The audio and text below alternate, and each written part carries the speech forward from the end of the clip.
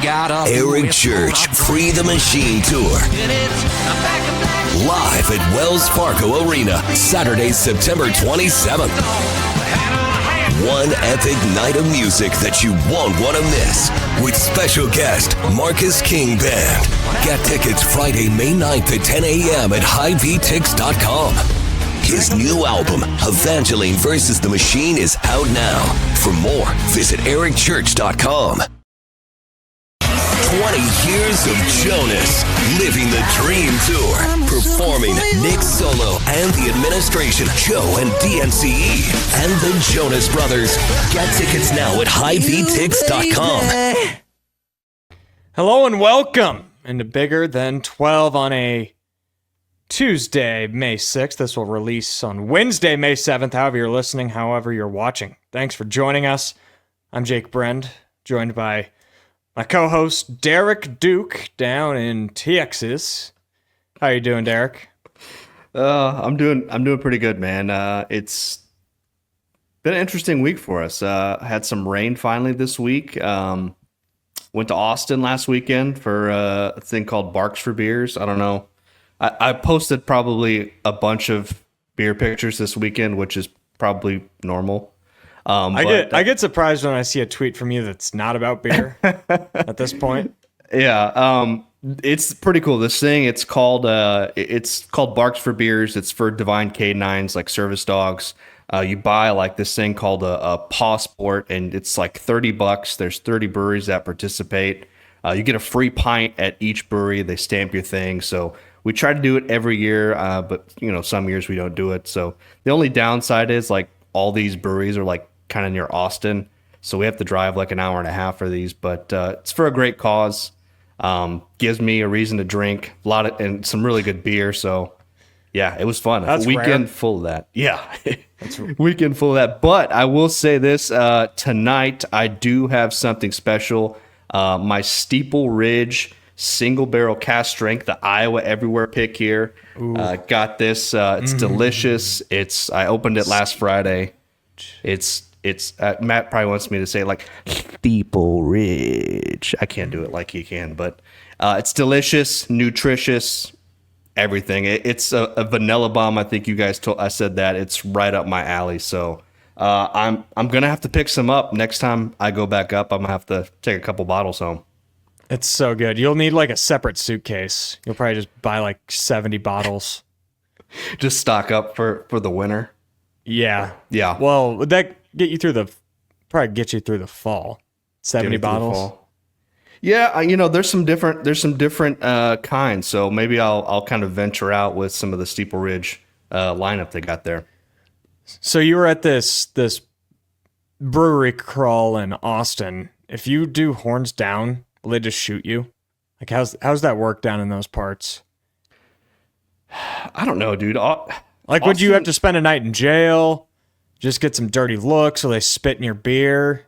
I always say this about Austin. It's not a college town. It's a city that just so happens to have a university in it. So, yeah, like there's Texas fans, but Austin, if you've been, it's a very weird place. That's a reason why they say keep it weird, because it is very weird. The traffic's terrible.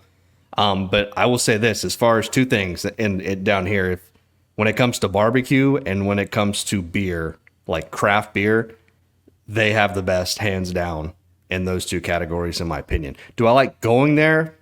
Not really. But for this cause, I thought it's a great cause to go to, and it's a good way to try different places you've never been. So one day maybe I'll hit all 30 breweries. That'd be pretty cool. But you got to do it in a month. I've never been to Austin. I'm sure it's a great place, but I know a great place you can visit is WealthCharter Retirement Planning and Tax. That is the title sponsor of Bigger Than 12. We are brought to you by WealthCharter every single week. It's a great time of year to go give Tim Hawkins and his really friendly and really smart team a call. They can help set up retirement accounts, give you financial advice, help out with tax.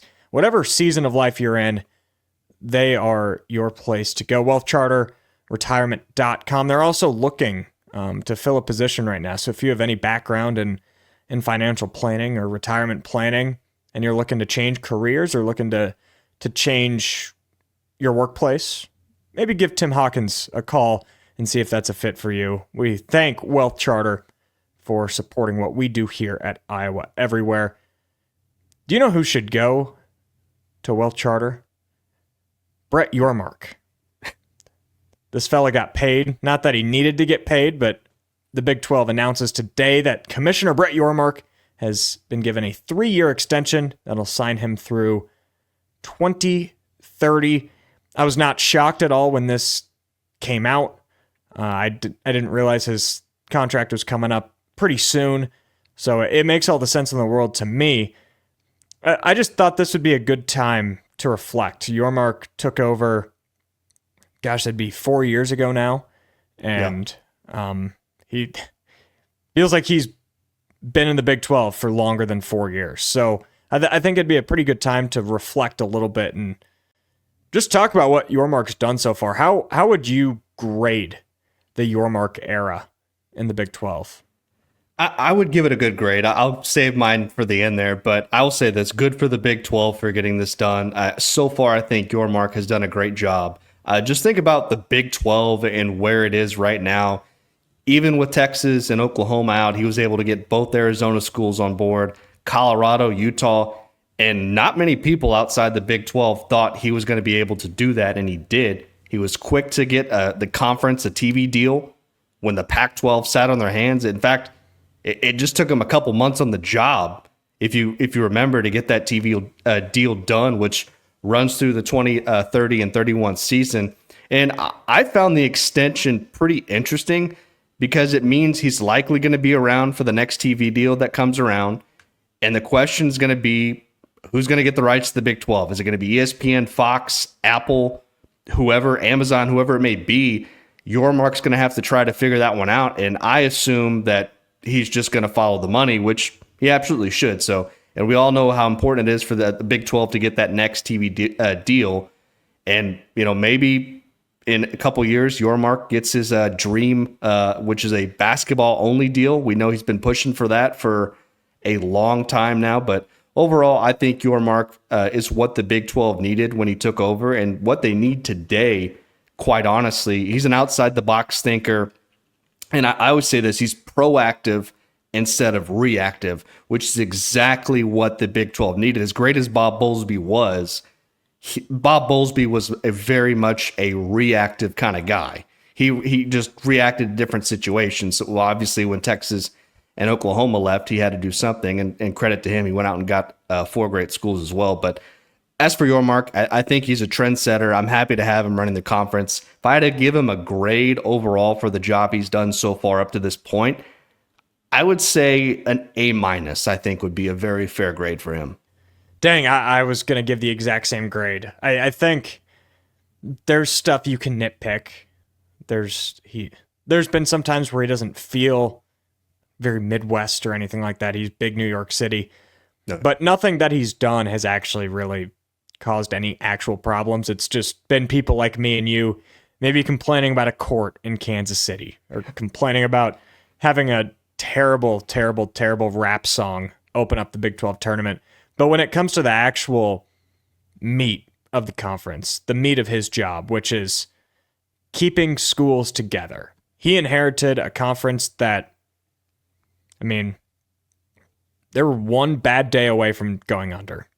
When Texas and Oklahoma left, Bob Bowlesby, he pieced things together, and he deserves a lot of credit for adding Cincy, UCF, Houston, BYU when he did. He deserves a lot of credit because he really had to do that, and he did it quick. Yormark came into a point, though, that Oklahoma State very well could have left. Texas Tech easily could have left for the Pac-12. Kansas, you name it. West Virginia could have gone to the ACC. It was one bad day away of one school president voting.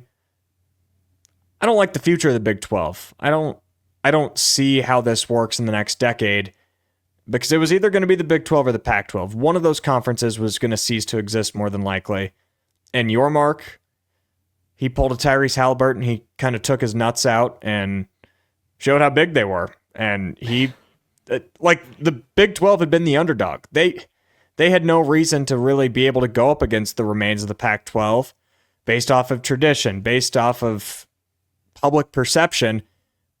The Big 12 would have been the underdog in that fight, and they won that. And a lot of that is credit to Brett Yormark. A lot of it's credit to presidents being on the same page as Yormark. And because of that, because of keeping the conference intact and then going out and poaching the Four Corner schools and really putting a dagger in the heart of the Pac-12, which I don't love as a college sports fan, but for the existence and survival of the Big 12, it was necessary. And Yormark deserves tons of credit, and he's kept the Big 12 tournament in Kansas City. He's made a pretty good try at making it to all of these Big 12 venues. And I commend him for that, because it'd be really easy for a guy who was Jay-Z's right-hand man to be like, why would I want to go to Ames, Iowa when it's -5 degrees? I had a 5-minute conversation with him at Jack Trice Stadium for the K-State game this year. And little things like that, I think, have gone a long way for Yormark, not only to be the right guy up until this point, but also the right guy as the Big 12 moves into this new, unexpected future of college athletics. Yeah, and I also think we need to thank the former Pac-12 commissioner, George Klevikoff, because he just ran that bitch into the ground. He just ran that damn conference right in the ground, and when he was busy kicking the can down the road and sitting on his ass, Yormark got up right away and just went after it and got that TV deal done. 2 months on the job, and George had been there for years with the Pac-12. So kudos to Yormark for getting that done. Yeah, a lot of the credit that goes to Yormark is just by not screwing it up. Yeah, like he didn't necessarily. I don't know. He didn't. He was proactive, like you said, not reactive. But he also did exactly what Klevikoff didn't, and that is make the right decisions. Like the Pac-12, they should have never been killed, but they had so many school presidents that weren't on the same page as each other. They were so poorly run. They canceled a football season. Like how's that even possible? So the Big 12, it survived, and we'll see in the future if it can thrive. And I think Yormark is, if he's not the number one name you'd want in charge, I don't really know who else you'd put up there. So kudos to Yormark, and I'm glad that he'll be around for another 5 years at least. For sure. Can we get that picture of Yormark talking in the microphone again, the dark one? I don't know if that's possible. Oh yeah. It just when I saw that, it looked like Emperor Palpatine. Yes, it did. Like he's just the evil emperor, just running the show for the Big 12. It was either that, or I thought he was going to sing like a classic, like 60s or 70s love song in Las Vegas. With the way the lighting is there, it looked like he was going to sing this little song there. The first galactic conference. That's what Yormark could do. Yeah. Needs to go like the Commissioner Yormark. Commissioner Yormark, he is going to play the first ever college football game on Mars. He is making this a galactic conference. I can see the vision already. He tried to do it in Mexico, and he didn't cancel the Big 12 Mexico games because of negative feedback. He canceled it because it wasn't big enough. Yormark has taken this conference to Mars, and then who knows after that. Soon, the Big 12 will rule the galaxy. Well, if there was ever a conference commissioner to try to play a game on Mars, I think Brett Yormark would be the guy that we would say that's probably his idea. If you told me that a conference played a football game on Mars, I think it's got to have Yormark like minus 5,000 next to it. Like there's for sure. Greg Sankey probably doesn't even know what Mars is. No. Guy's head's so far up his own. Greg Sankey doesn't want any game outside like the Mason-Dixon line. That's he wouldn't want it anywhere but the South. Yeah. Give me a break. All right. Well, that was fun. We both give Yormark an A-. Some more contract talk. Scott Frost, his details of his contract have been released with UCF. 5-year deal also through 2030. He'll earn $3.9 million in his first season, and then up to $5 million in his final year with small increases each year. But if he makes a bowl game in any of those 5 seasons, he automatically earns a 6th year on the term at $5.25 million. What are your thoughts on Frost's return to Central Florida? I wasn't shocked. I don't think anybody was really shocked at the amount of money that UCF gave Frost. I mean, 5 years, $22.1 million. That's kind of normal. But again, that little clause or whatever in that contract where if they make a bowl game this year, he gets another year added on. I mean, it's essentially a 6-year deal. Yeah, it really is. I mean, maybe he thought like this was a selling point for him because he thought this year's team would be better than last year and this year's team will make a bowl game. So I don't know, but I sure thought that was pretty interesting. We talked about our thoughts on Scott Frost back when he was hired, in December. I think we both like him, generally speaking. I just wonder if he can recreate what he had years ago there in Orlando, obviously now on a much bigger stage in the Big 12 Conference. And I've always said this, UCF is a sleeping giant in the Big 12. They have every resource there is to win in this conference. And maybe Scott Frost is the guy to put all these ingredients together and make it go and make it work. Yeah, the problem is, talking about this, there's very few coaching hires that you can't talk yourself into. Like, there's very few where it's just like, wow, that's going to be a disaster. That's not going to work out. Like, who would have thought, looking at Brent Brennan from the outside looking in when he got hired, like, man, he is going to burn that thing into the ground in 1 year. I wasn't a fan of that hire. I guess, to my credit, there's one hire, Scott Satterfield. I was not a fan of that hire. Agreed. But for the most part, it's like, oh, yeah, that fit makes sense. And then you go 4 years down the road, it doesn't work out. So, well, I'll wait to judge Frost until it gets here, but I think this is a pretty fair contract. He's a big name, especially down in those parts. It gives him stability. It doesn't look like this is going to be if you don't take us to a bowl game in 2 years, you're out of here. If you don't get to the top half of the conference in 4 years, you're out of here, because they added pretty much a free 6th year. Because I can guarantee you, if he's not making it to a bowl game after year 4, I don't know if he's sticking around for a 5th year. So no. It looks like there's stability, and I think that's important. I think we're going to see more stability in college football going forward. I think this will be kind of the typical contract that you see, because the outrageous buyout money that we've seen floated around this sport for the last decade, that is going to go away. That's going to change, because with how much money athletic departments are needing to shell over for players, for these ridiculous NIL funds, there's not going to be $80 million to throw at Jimbo Fisher to go sit on a beach all day. So I think these steady 5-6 year deals are smart, and hopefully for UCF's sake, that patience will pay off, because I don't envision Frost getting it up and running in 1 year. Well, to be fair with Jimbo Fisher, it's much better sitting on a beach than it is sitting in College Station. I can tell you that personally.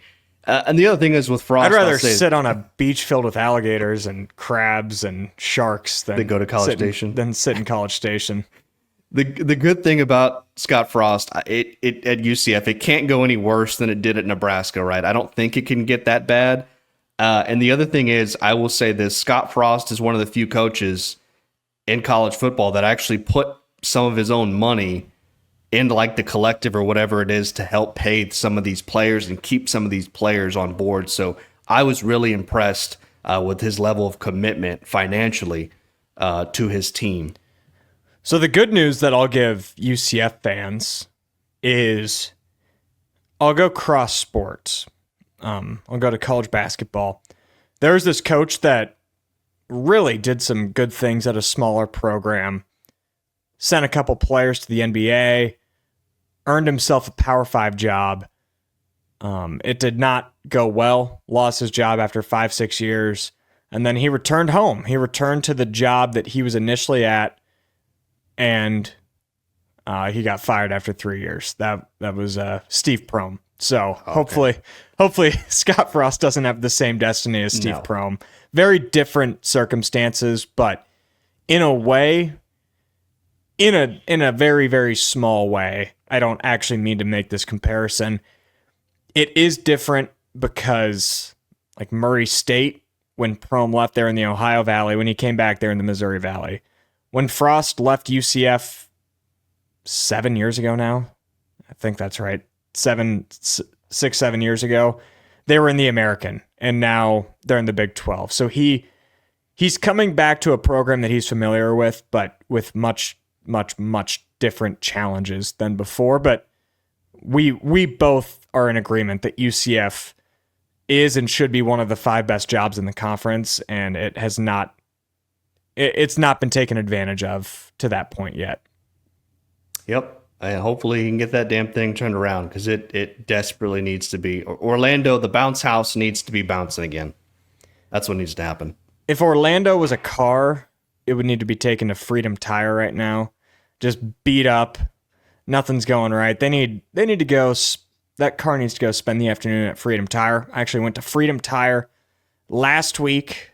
They took care of me real nice and easy. In and out in an hour. Got my oil changed. They told me some other stuff that I need to get fixed on my car, and I'll be taking a trip back there in the next couple weeks to get that taken care of. Freedom Tire's got 5 local locations. They're a locally owned business. One in Ames, Altoona, Urbandale, Des Moines, and West Des Moines. Go and give Quentin Crowner your business for all of your car and tire needs this spring. So right now, Aiden is producing. You're not going to hear him, though, because he forgot his microphone. Damn. Like, strike 2 for Aiden. What are they paying this guy for, honestly? Well, yeah, so when Aiden said this earlier, he's like, thanks, guys, for helping me out. We're like, I think he's helped us out a lot more than we've helped him out. That's the amount fair. of times that we've had to move this show like 7 hours because Texas got a 3-mile-an-hour wind gust, or because I got stuck at work later than I thought. So Aiden has been sticking with us the entire time. So I'm going to read off the Iowa trivia question this week. Oh, boy. Have it on record that I guessed it correctly when he asked me the question over text. So very high. There's no proof of that. Oh, I can show you. Okay. All right. But I'll read it off first. So how many tulips are present at tulip time in Pella? I've Do you heard know of what Pella. tulip time is? I've heard of Pella of Iowa, but is tulip time a tulip farm? It's like a tulip festival parade. Okay. It's beautiful. I'm sure Aiden is probably pulling up pictures right now of tulip time. It was this last weekend. Shocker. I'm not much of a flower guy. I don't even know where to start. Just at the festival alone, right? Yeah. Okay. I'm going to guess, I don't know, like 5,000. I don't know. Wrong. 300,000. 300,000 tulips? Yeah. Aiden, Damn. you're going to pull up a picture of this? Or I can't It's even, beautiful. I've never been to tulip time, but I've been to Pella around tulip time. Just this time of year, it's like very, very, very, very beautiful. Are like tulips just growing in people's yards, or what? Or people are actually like... Oh yeah, tulips are growing off of people's like foreheads this time of year in Pella. There's tulips everywhere. Okay. It's one of the best spring traditions in Iowa. People come from all over. Here we go. We got it uploading. Yeah, the Pella tulips are blossoming. What is that? Is it like a windmill?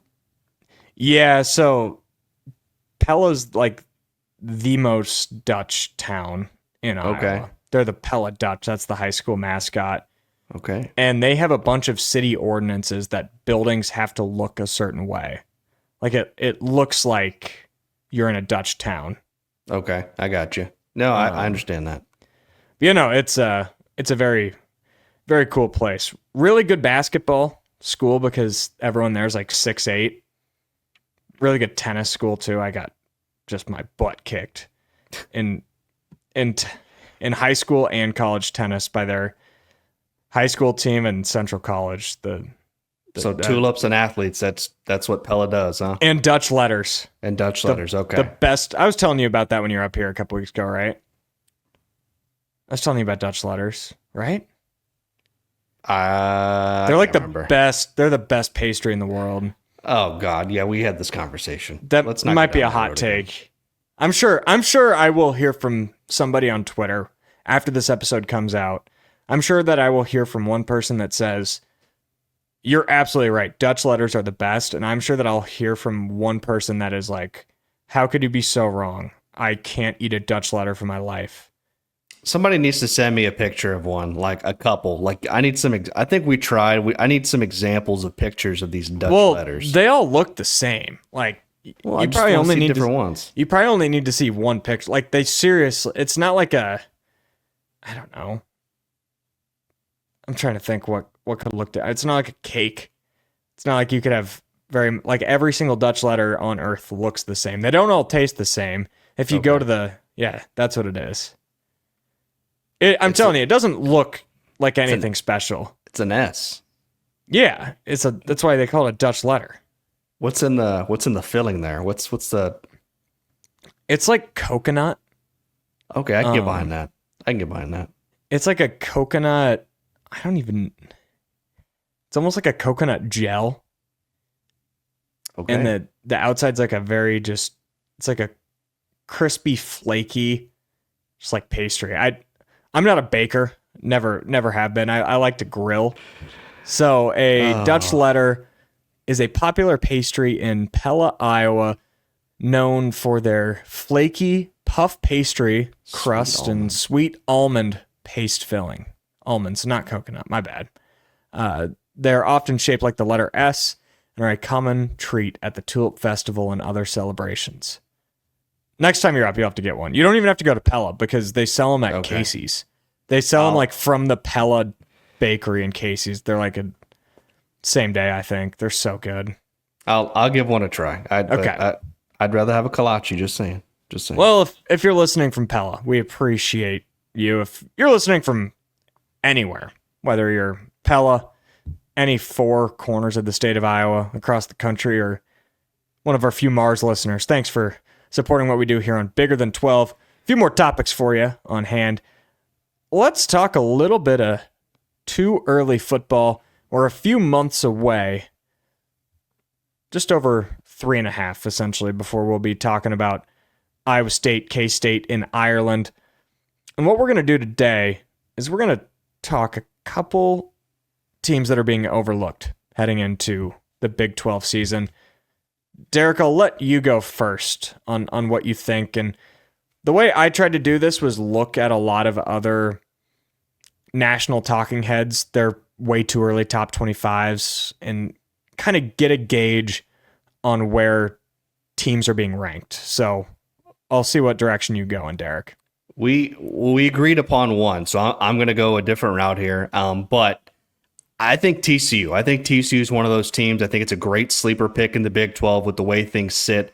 I've said before on the show that Josh Hoover could end up being a dark horse candidate for Big 12 Player of the Year. Threw for almost 4,000 yards last season. Had 6 games. I looked this up this morning. Had 6 games where the man threw for over 330 yards. I think he grew a lot last year as a passer. He'll take another step forward in 2025.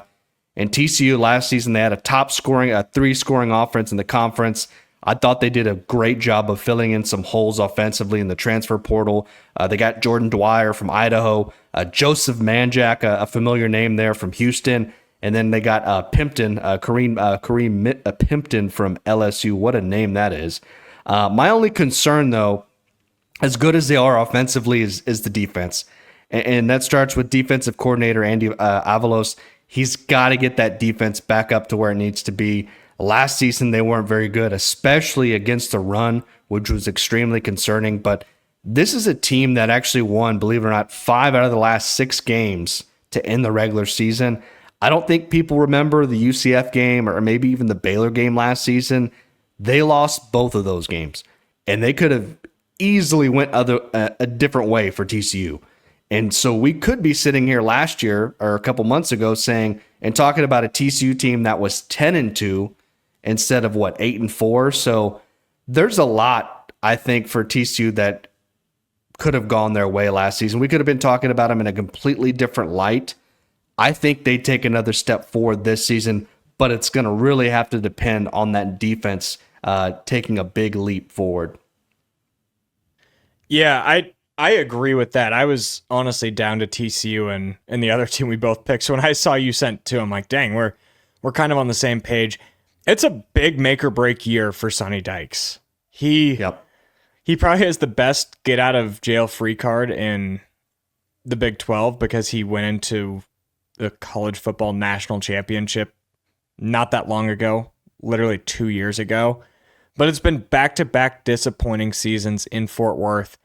With what they have coming back in Josh Hoover and those additions they made in the transfer portal, it'll all hinge on their defense to work things out. And at the very least, they should be in Big 12 title contention heading into November. I think anything less than that, we might be having Sonny Dykes on the hot seat conversations.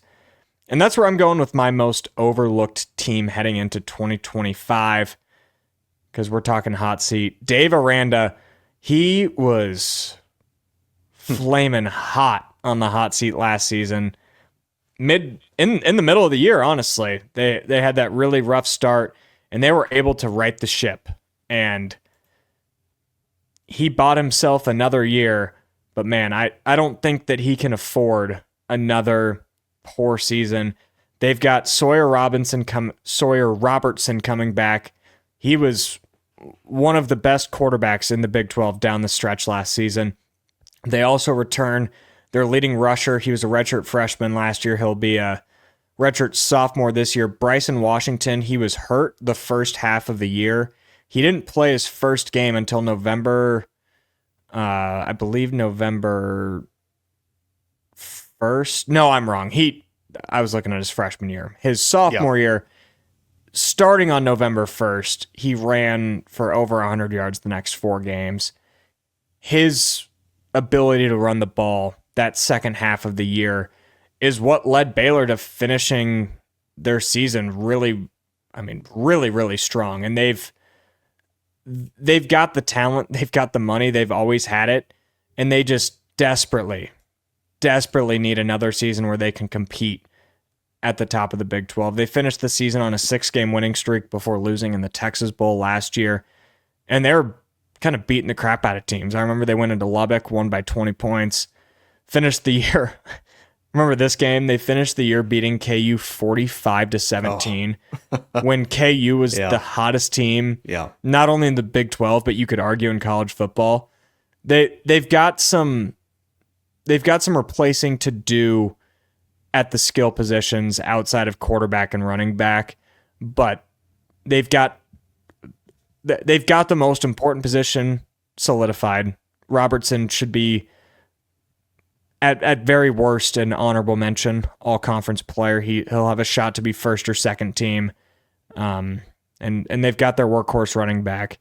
It's going to be on defensive minded Dave Aranda to put together a team that can stop the other teams and let Robertson and Robinson do their thing. And Baylor should be in the mix down the end of the season.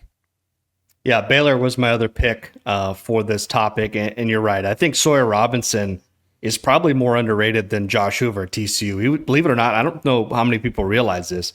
He was second in the Big 12 in touchdown passes last season, and the man didn't even start the first game of the year last year. So, I mean, he provides a really good spark. Speaking of sparks, you mentioned Byron Washington, one of the best running backs in the Big 12 a year ago.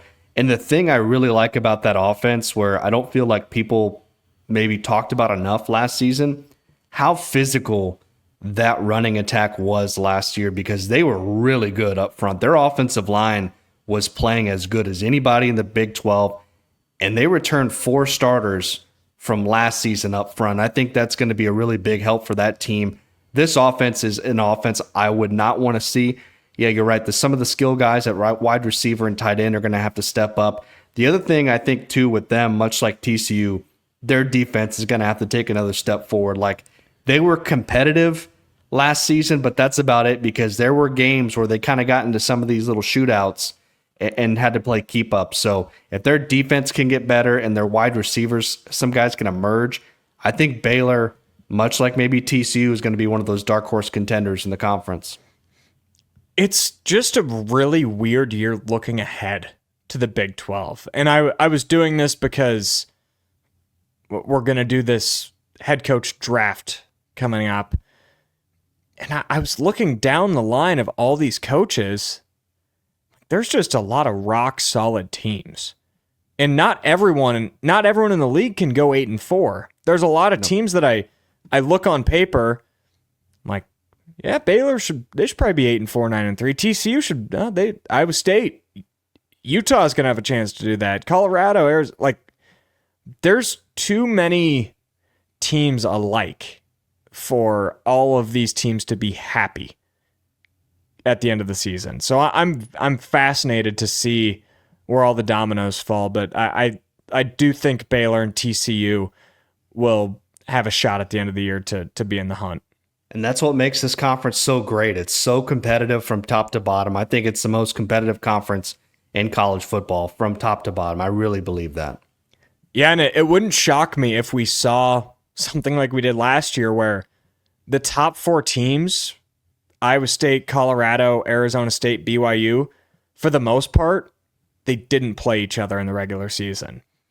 And I think a large reason why those were the top 4 teams was because they didn't play each other. So I think it's a possibility that the top 4 teams this season will be 4 good teams that just didn't happen to see each other on the schedule. It'll be a fascinating year to follow. We'll do this head coach draft soon. We're going to hit on some way too early 2026 NFL draft stuff first. Derek, this was mainly your idea. So what are you looking at for Big 12 players that are going to have a shot to be maybe a first-round pick in 2026? Yeah, this caught my attention because ESPN's, I think Jordan Reed did an article talking about a way too early mock draft, did it right after kind of the draft last week. And he had 4 Big 12 players, and obviously this year we only had 2. So I thought it was pretty interesting to see him have the Big 12 double that number from this past year. And then the players that I saw on there aren't necessarily what I would call household names in the Big 12. He had Spencer Fano, the offensive tackle from Utah, going at 12. He had another Utah offensive tackle in Caleb Lumu at 23. So your first 2 Big 12 picks are 2 guys who play on the same offensive line. And to be fair, like, I think he had Fano as the 3rd tackle off the board, and he's a guy that's played 24 games, started every single game during his career there at Utah. So I think he's probably going to be a lock to be a high draft pick. Caleb Lomu, his teammate, on the other hand, kind of one of those projection picks, hasn't really played a whole bunch. I think he started all 12 games last season, but his freshman year kind of played on special teams, so that's more of a projection pick. They also had Colorado cornerback DJ McKinney going 24. That's a guy, for those who don't know, started his career at Oklahoma State, kind of made for a name for himself there in Stillwater. And again, I know Travis Hunter stole all the headlines last season for Colorado on that defense. Last season, DJ started every game for the Buffaloes, played 840 defensive snaps, which is actually the most on the team last year. And then he finished with 9 pass breakups, 3 picks, and he had a couple great stats. And he's standing at 6'2", so he's got that ideal length that teams are going to be looking for at corner. And then to round it out, he had Texas Tech edge player David Bailey, new guy, one of the guys that Tech was able to bring in with the big transfer portal class.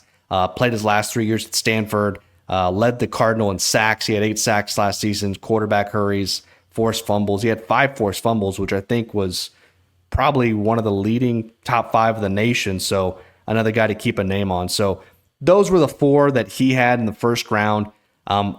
I kind of wanted to lean into maybe some quarterbacks here because I thought some of these names that we just talked about and some of the other quarterbacks in the conference, I think are going to kind of be fascinating to watch to see how they play out and where their draft stock kind of goes. Yeah,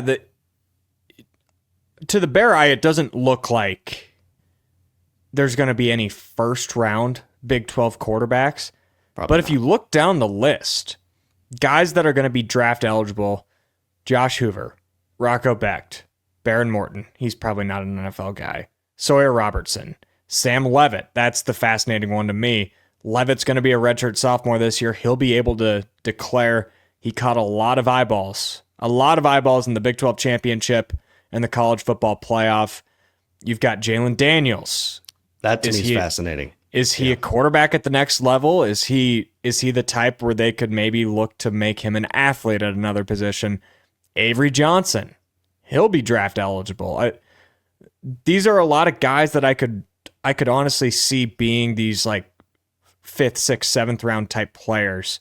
And that's just a unique year because this past year was Shedeur. I think Shedeur was the only Big 12 quarterback drafted, if I'm not mistaken, right?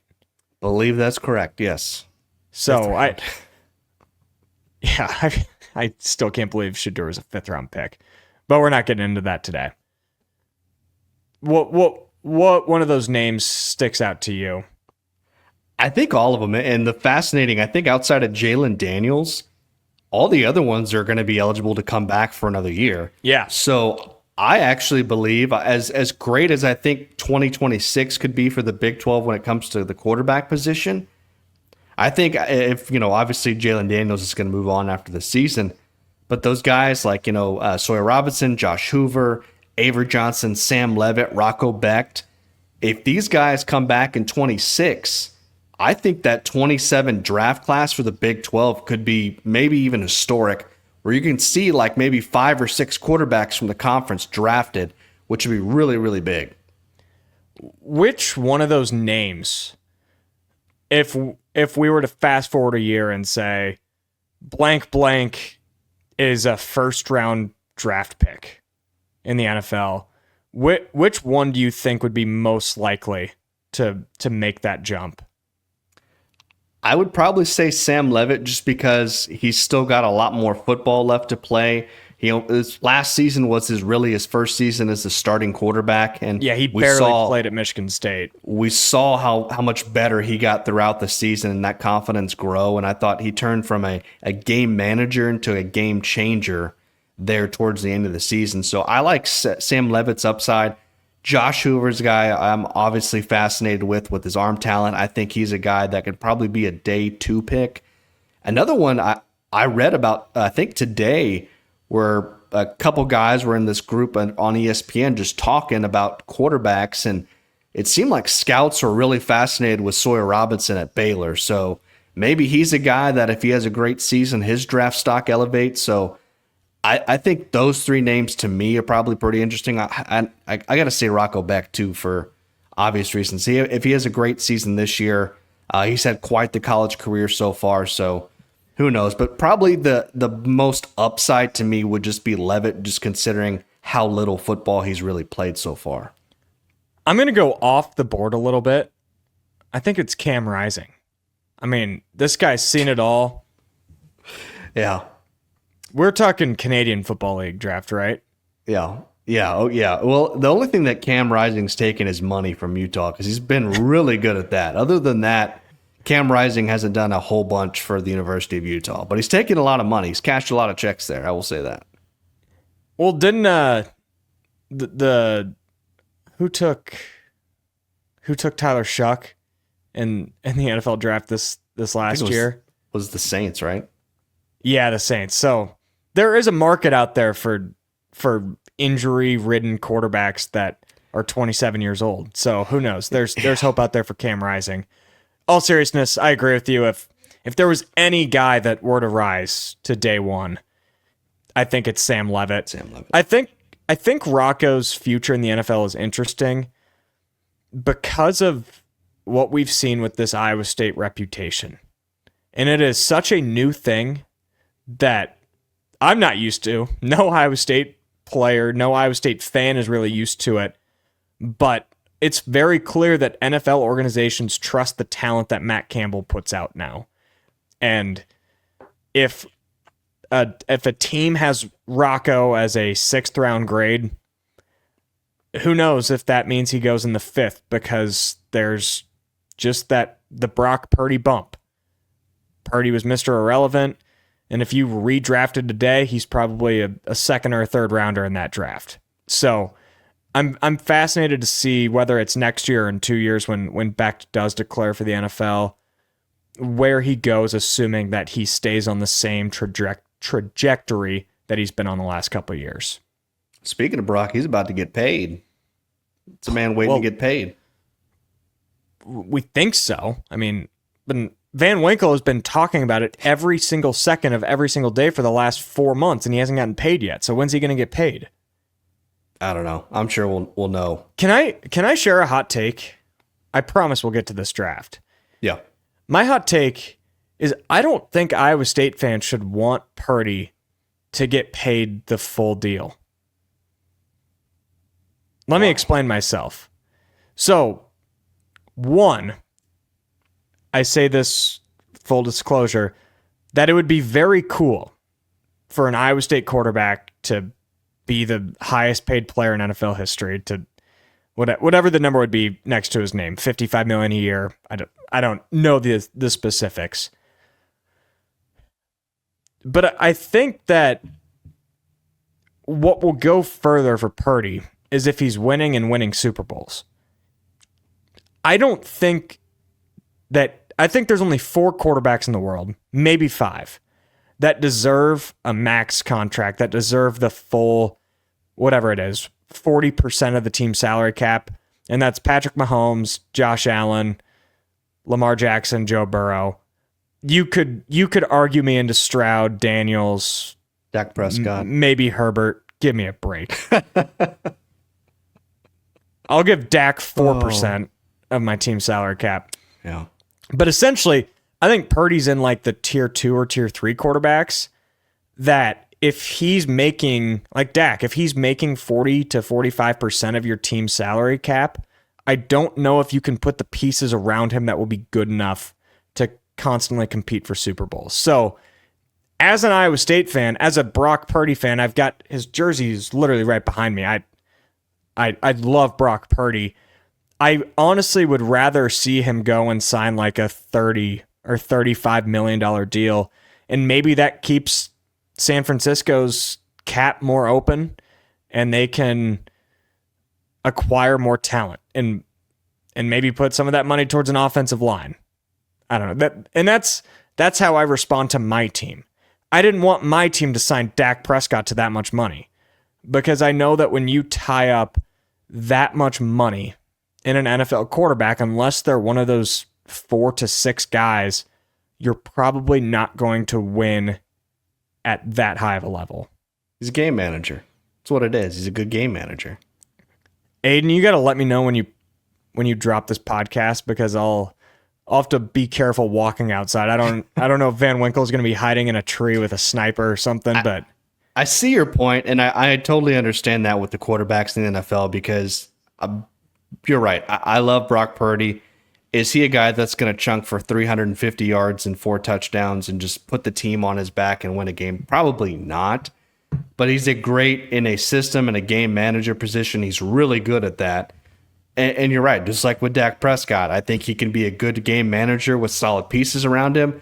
Not necessarily a guy I want to put 100% on the offense on his arm and say, yeah, go win us the game. I get what you're saying with that. So for him to be really successful at the NFL, as far as wins go, winning a Super Bowl, I think you're right. The formula that they've had for the past few years has worked there in San Fran. So we'll see how it goes. We got to talk about something else. I don't know if I can talk about the 49ers that much more.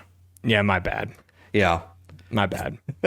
But Brock, Van Winks is happy, but Brock, go get yourself money. I'm not telling you to turn down money. Go and get what's yours. You've earned it. Agreed. All right, we're going to finish off with another draft. We are going to be drafting the Big 12 head football coaches. We're going to go 1 through 16, snake draft style. Did you pick first last time? I think I did. So I'll take first pick this. Unless I'll Aiden, defer. I'll defer the first pick this week. unless Aiden wants to flip a coin, crash his computer, we can try that again. But no, I'm gonna leave this one to you. I'm gonna let you pick first this time. So, I had to pick first last time.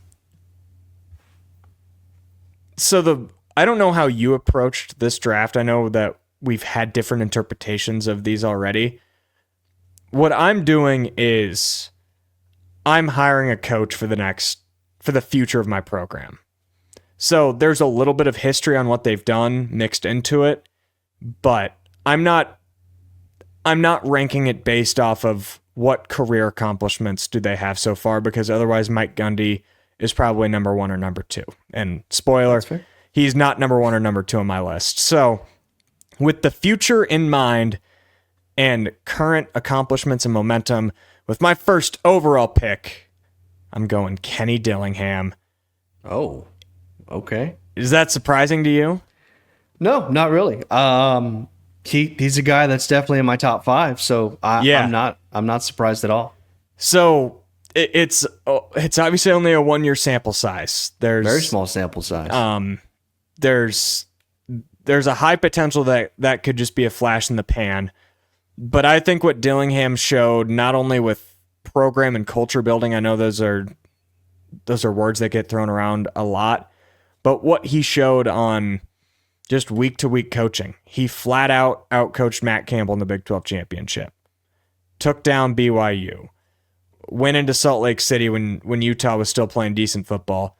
This is a guy that gets the most out of his teams. And he did it in a year where his team was picked to finish 16th. 16th out of 16 in the Big 12. Took them all the way to the top, number 1. And they were 1 play away from winning a game in the college football playoff over Texas.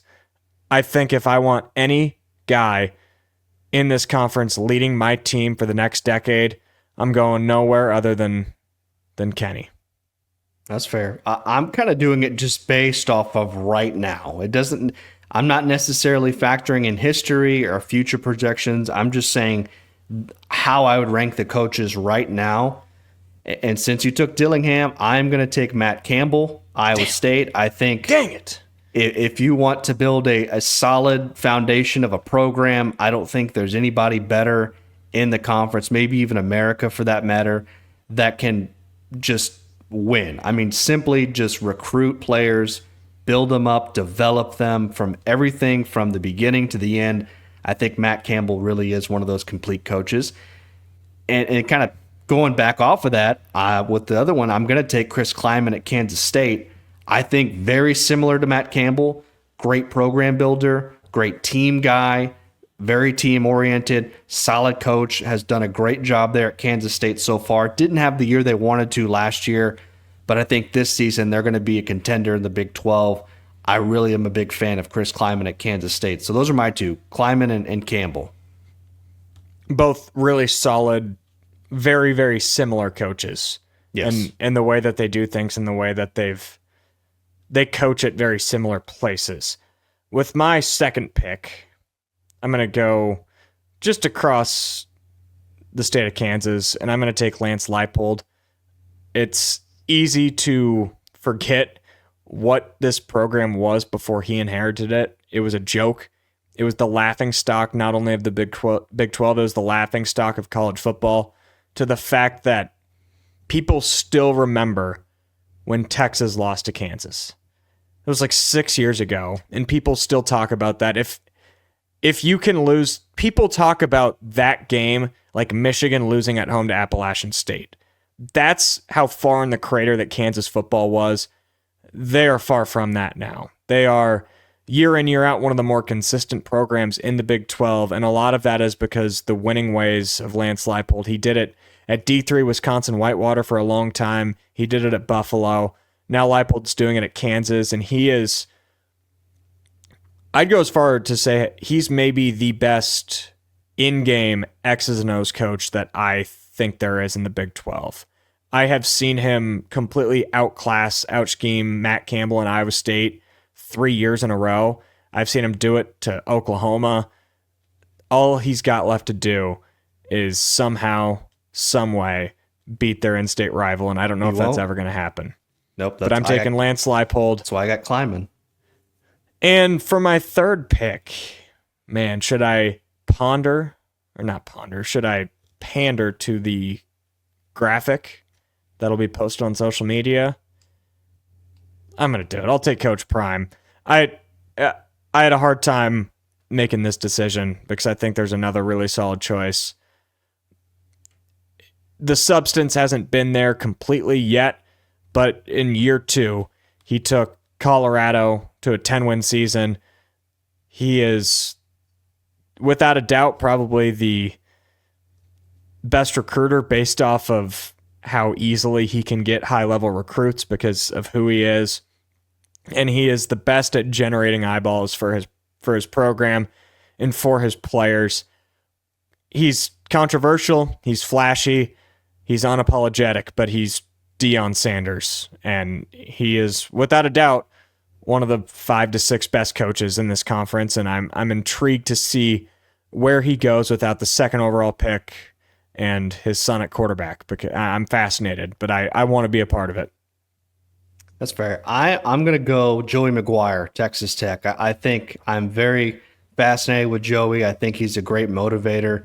I think he's a solid head coach there. I don't think people realize the job that he's actually done in Lubbock over the past few years.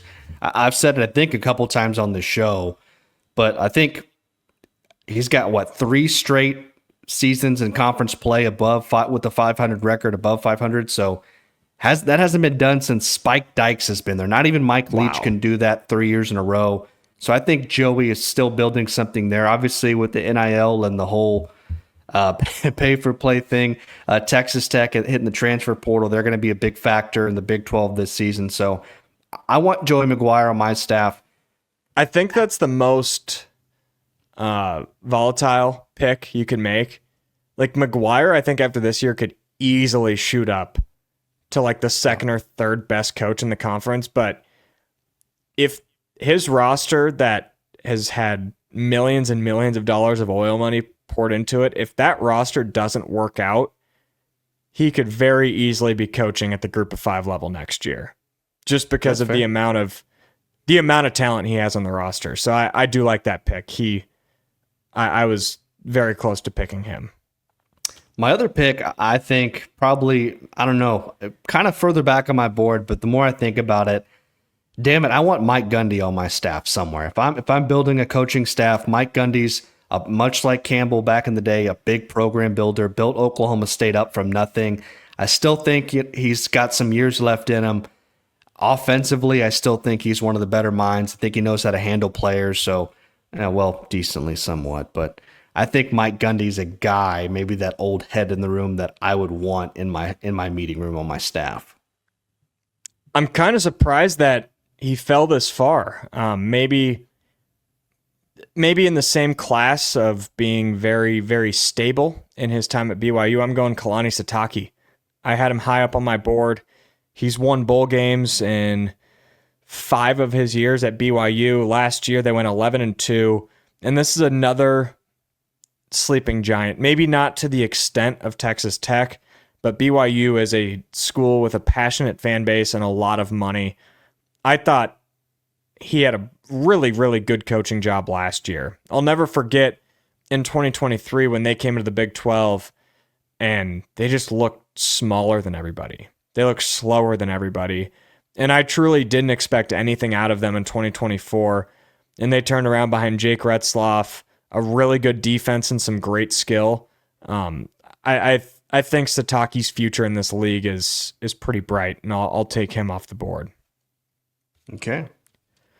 My next pick, kind of in the same realm of what you just did with Mike Gundy, I'm going to take Kyle Whittingham. If we're going based off of what they've done in their tenure, Whittingham should have been number 1. What he's done at Utah is incredible. I know his first year in the Big 12 was the opposite of incredible, but I still think that Whittingham has another little era inside of his career. I think he's no doubt a great coach. a fantastic defensive coach.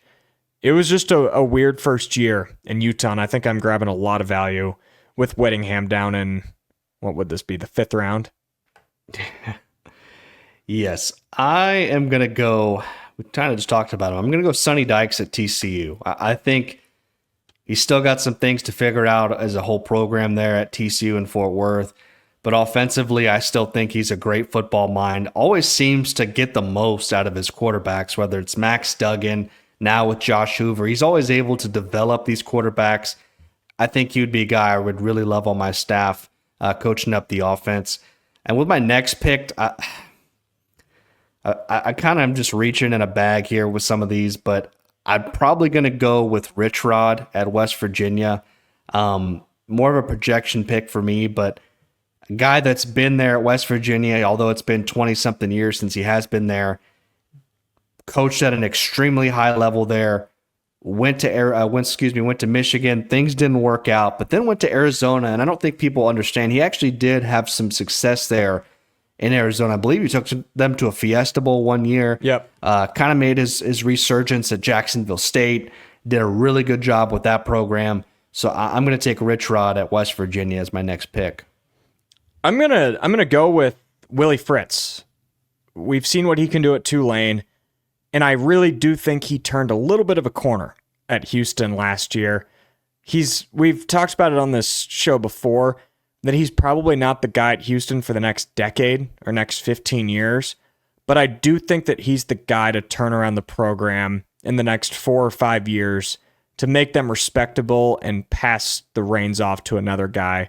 I just think a lot of Willie Fritz. I think he's just a really solid in-game coach, and we saw last year they won a few games when we didn't think they'd win any. And I think with kind of the parts he was given, I know they had a solid defense, but the roster he inherited pretty much had zero offensive skill, and he was able to turn it into a couple wins. I think Fritz is a strong coach. And then I'll go with Dave Aranda. Aranda, we know the seat. It's been hot, it's been cold, it's been scorching hot again.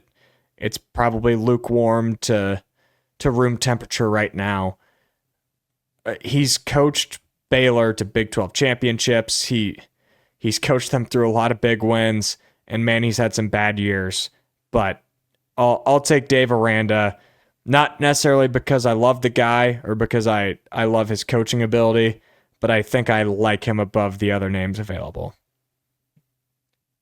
Oh boy, slim pickings here left. Yeah, it is slim pickings now.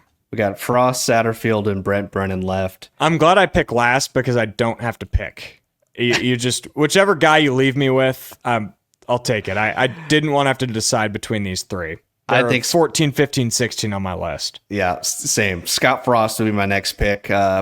Again, I don't know what he's going to do at UCF. He did build that program up before, had a magical season there. I think he's a good motivator. I think he's a good team guy.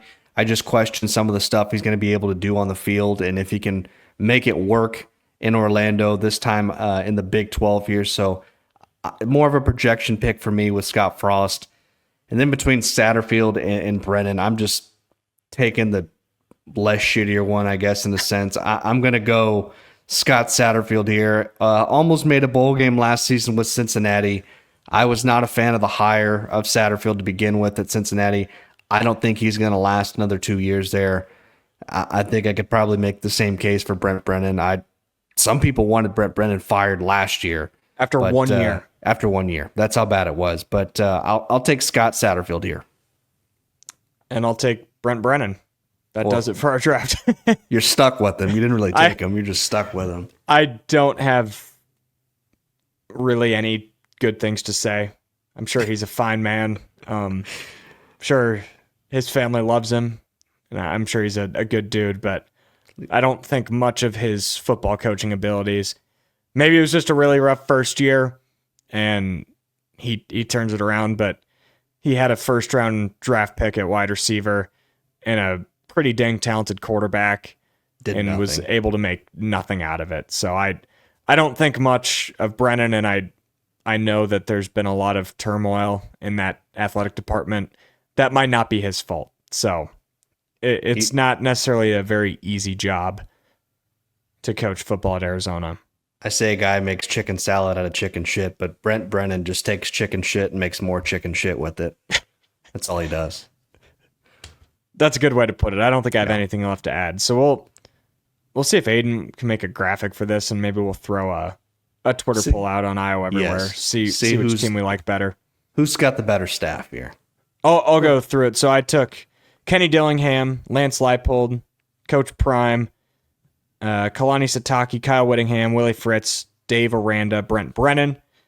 Derek has Matt Campbell, Chris Kleiman, Joey McGuire, Mike Gundy, Sonny Dykes, Scott Frost, Rich Rodriguez, and Scott Satterfield. So those are the teams.